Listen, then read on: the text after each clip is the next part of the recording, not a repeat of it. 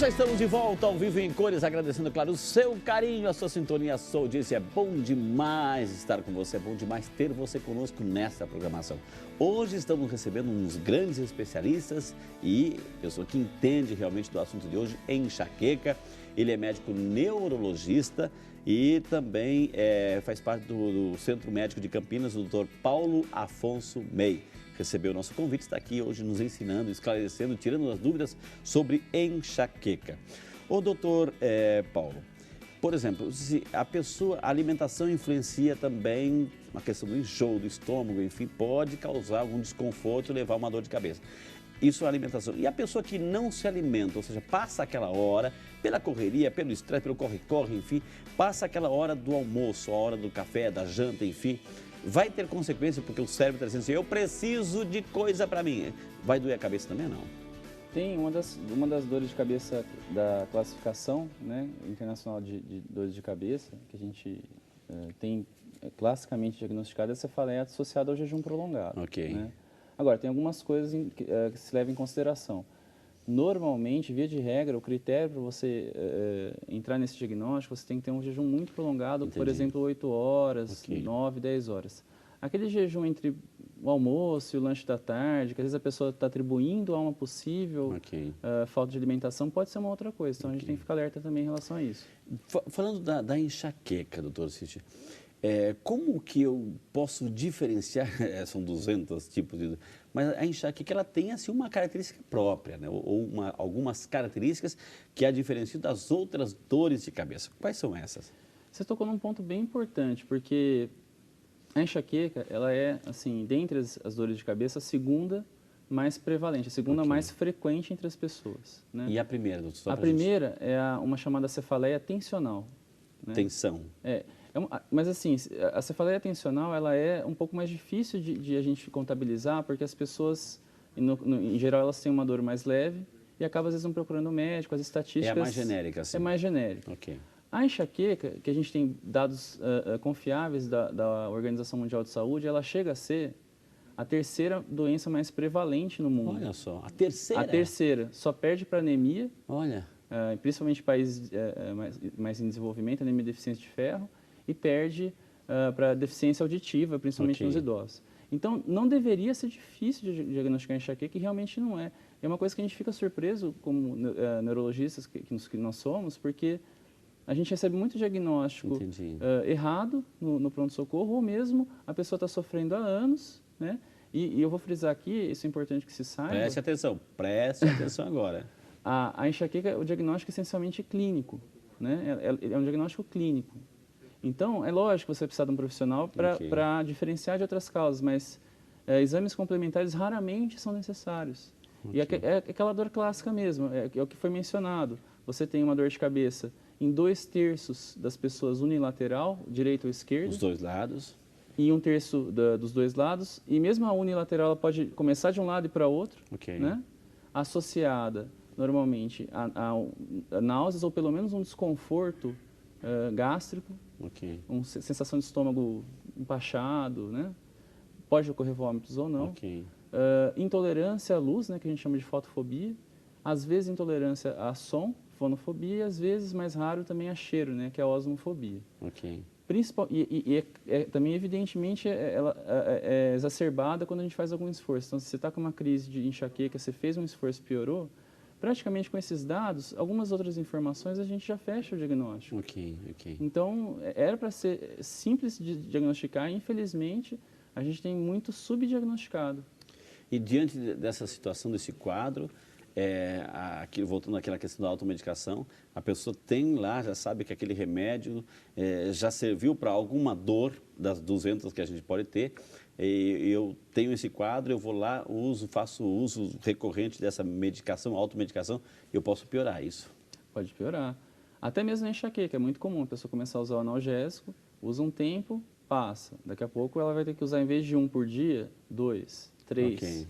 E ela acaba adiando o diagnóstico, e se ela tivesse tratado adequadamente antes, estaria livre de dor. Isso não é só uma questão de saúde, mas tem várias considerações, inclusive econômicas. Os Estados Unidos, que calcula bastante isso de perdas econômicas, eles estimam que se perca por ano, por causa de faltas de empregados por enxaqueca, 13 bilhões de dólares. Nossa! Então, é um rombo econômico enorme. Ok. E é muito simples que a gente poderia estar fazendo medidas para... E o diagnóstico é clínico, a pessoa vai lá e reclama que está dor faz e o um exame vai... adequado, né, uma semiologia adequada pelo neurologista, mas assim, a gente tem tentado instruir mesmo os generalistas, né, o médico do postinho, o clínico geral, para também fazer o diagnóstico, ou pelo menos suspeitar já. Porque isso adianta bastante para o paciente, né? Ele ganha tempo de tratamento, né? Doutor, as pessoas começam a participar aí. A Lídia Alves Baraúna, de Brasília, Distrito Federal, está acompanhando. Um beijo, dona Lídia. Deus abençoe a senhora. Muito obrigado, viu, querida? Ela é diabética, sente dor na cabeça, na fronte, vem para a testa, ataca as vistas, sente tontura. O que é isso, né? Ela ama aqui o nosso programa, o programa de Saúde, está mandando um abraço para todo mundo aqui. É a nossa amiga Lídia. Então, esse quadro, sente dor na fronte, vem para a testa, ataca as vistas, sente tontura. Isso é um quadro de enxaqueca? A Lídia? Pode ser, mas pode ser outras coisas. Ela mencionou duas palavras que são altamente vagas, né? A gente tem a dor de cabeça que eu mencionei, são várias dores diferentes que a pessoa simplesmente fala tem dor de cabeça. E a tontura também tem vários tipos de tontura, causas diferentes de tontura. Então, casar as duas informações realmente tem que ser num consultório, até porque ela tem fatores agravantes, né? Diabetes, né? Podem ter outros diagnósticos associados também. Viu, dona Lídia? Não então, custa, por favor, Lídia, procure um consultório especializado. Amém. Doutor, a gente foi às ruas, jogamos o tema nas ruas e fomos ver também que tipo de pergunta, que tipo de curiosidade o nosso santo povo tem. O povo aqui fala, o povo tem voz, o povo pergunta.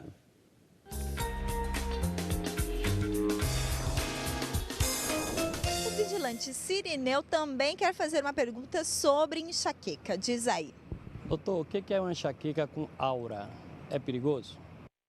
Enxaqueca com aura, doutor, o que é isso? Boa pergunta, Sirineu. Aura com aquele santinho que tem aqui ao redor, Isso. aquela aura, né? Isso é uma definição que gera muita confusão, não só entre os pacientes, mas até mesmo entre os não especialistas, né?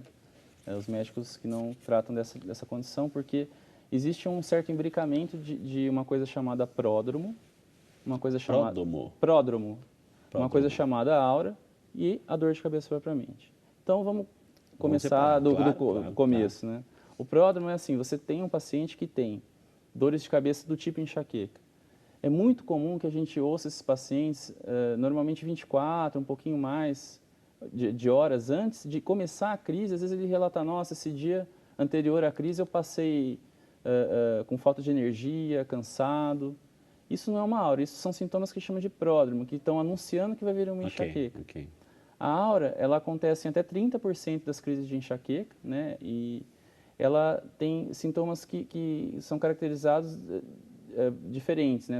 Tem sintomas visuais, às vezes, ou seja, pessoas enxergam um espectro, um relâmpago, um foco de luz, uma bolinha preta, qualquer coisa que atrapalhe a visão da pessoa. Né? Então, ela pode ter qualquer distúrbio da visão. Essa aura ela pode ser sensitiva, ela pode formigar. A aura é algo que é externo? A aura é uma coisa, é um premonitório da enxaqueca no sentido que ela vai ocorrer logo mais. Então, na grande parte das auras, vai ocorrer uma enxaqueca em seguida. É até existente uma condição chamada aura sem enxaqueca, mas isso é uma coisa aquelas nuvens escuras que começam a aparecer, isso, sabe que lá falando vem que vai chover, exatamente. Né? Então, assim, a aura pode ter sintomas visuais, pode ter sintomas sensitivos, a pessoa sente formigamento, às vezes até de um lado só do corpo, né? Às vezes a pessoa pensa que está tendo um AVC ou qualquer coisa assim. Ela pode ficar com a fala lentificada, então são sintomas que traduzem um distúrbio neurológico iminente. E logo depois disso vem a dor. Às vezes a aura ela termina e vem a dor, ou às vezes a aura continua com a dor vindo e elas têm um período que elas ficam concomitantes. Quanto tempo que dura essa dor? Tem um período, doutor? Ou vai variar de acordo com cada pessoa? A crise de enxaqueca, ela, assim, por definição, ela dura de 4 a 72 horas. Em geral, tá? Tem algumas exceções.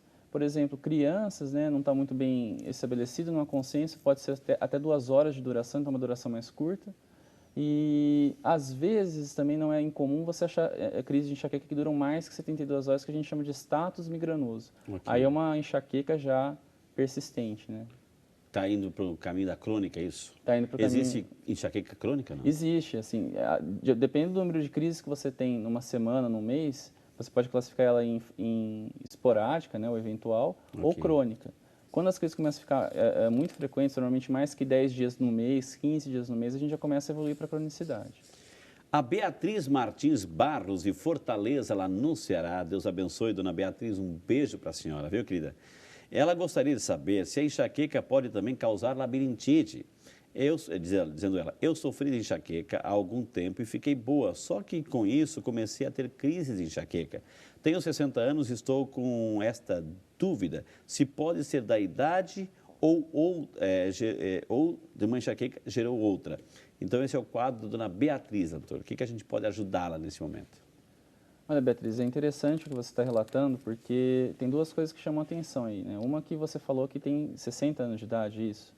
Normalmente, nas mulheres, nessa idade, a enxaqueca ela já não é existente ou ela é muito infrequente. Então, pessoas com mais de 50, 55 anos que já entraram, por exemplo, em menopausa, é muito raro que a enxaqueca continue muito frequente. Então, a primeira coisa seria procurar uma outra causa para essa dor de cabeça. E labirintite é um diagnóstico de uma perturbação do labirinto, do ouvido, né? Que é diferente de uma coisa que a gente chama de migrânia ou enxaqueca basilar, que é um tipo de enxaqueca que você tem tontura igual ao da labirintite, mas o mecanismo é diferente, não é no ouvido a origem do problema. E é por isso que é a importância de um profissional, porque você pode cuidar do labirinto, é o mesmo na verdade, caso, ela precisa procurar um profissional para fazer um diagnóstico correto. Porque você pode reclamar do labirinto, na verdade, é outra coisa. Ser um outro mecanismo. Porque o sintoma mais ou menos semelhante, né, exatamente. Em alguns casos, né? Que a labirintite entra meio que naquele conceito de tontura. Eu tenho tontura, eu tenho labirintite. Nem sempre é labirintite. A enxaqueca também dá,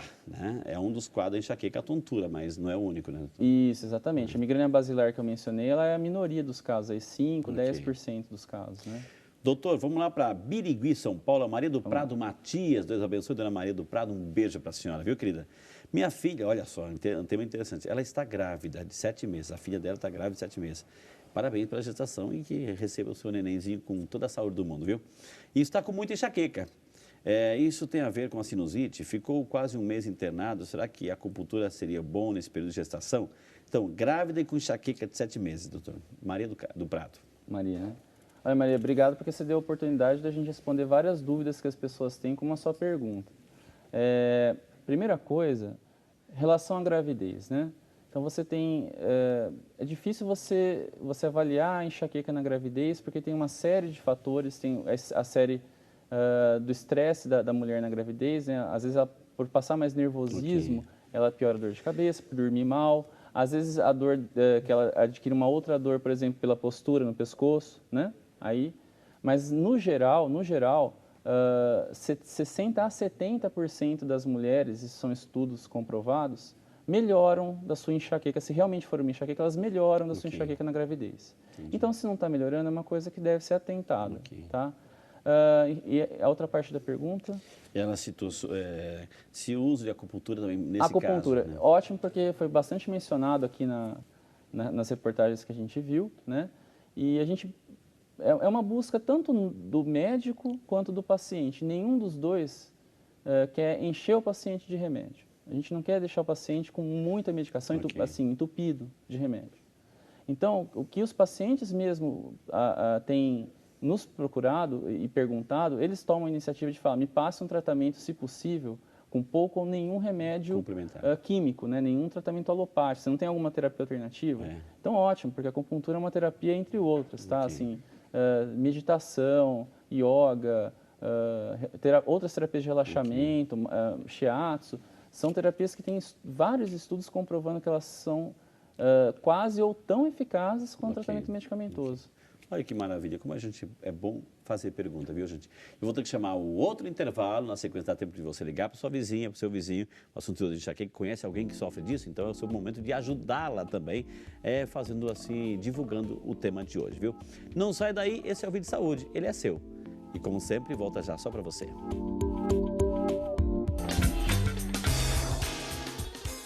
O sono é fundamental, porque ele vai restaurar todo aquele estresse que você teve durante o dia.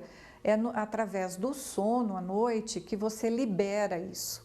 Então, uma noite mal dormida, você vai acumulando no outro dia você continua no mesmo estresse e não dorme direito, e esse estresse vai acumulando. Por isso, a enxaqueca vem com uma intensidade maior para as pessoas que também sofrem de insônia. Então, é importante também buscar um profissional para poder avaliar melhor a questão do sono.